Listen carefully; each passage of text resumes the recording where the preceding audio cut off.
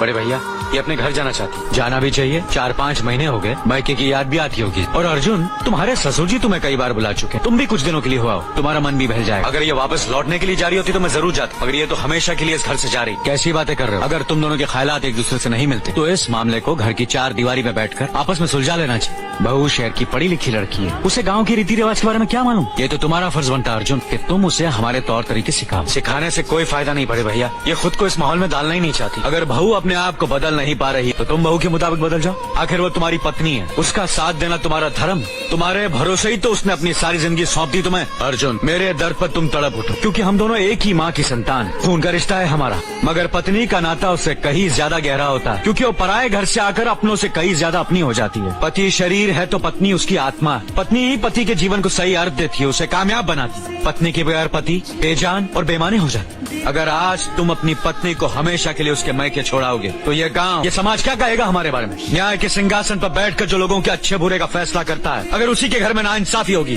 तो लोग हंसेंगे हम पर। बड़े भैया, मुझसे भूल हो गई।